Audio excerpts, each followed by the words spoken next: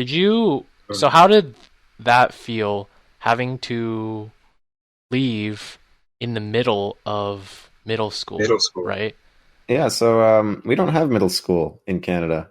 We just have elementary school that goes up to eighth grade, and then you go to high school, ninth through 12th. Oh, well, Actually, It's crazy how there's every single country does it different.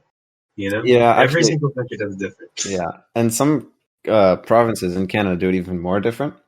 So Quebec, for example, is kind of weird in that the high school is 4 years, but then after the high school, you actually go to a like pretty much everyone goes to a community college for 2 years, and then from that community college, then you transfer to a 4 year.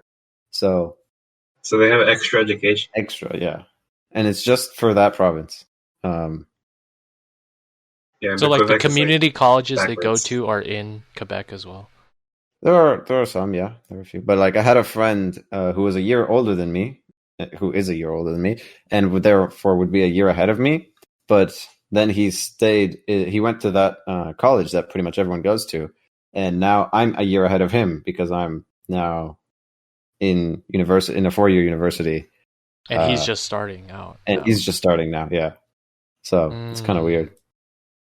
But yeah, every place is different.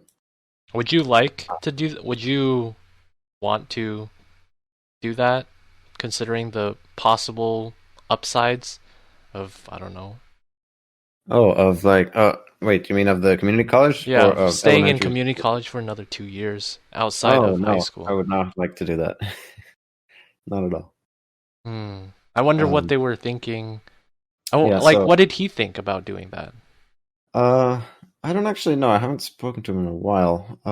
But the basic premise is that those 2 years are like the gen eds that you would take in university, and Oh, then once you get to university, everything is just specialized courses for 4 years.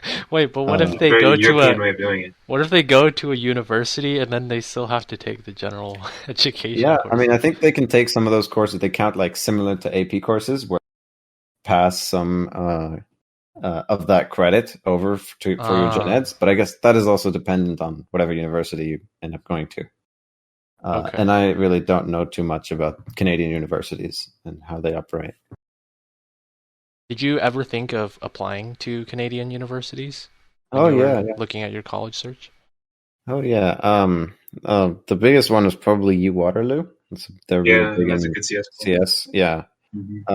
And U of T, University of Toronto, is also pretty good. Um, but the main reason I did not end up applying was actually because if I were to move over there, that would be for an extended period of time.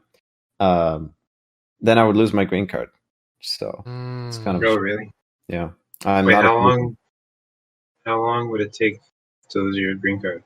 I think you have to like have a permanent address and live at that permanent address in another country for like half a year or something. I don't know the Wow, exacts, that's not a but lot of it's time at all.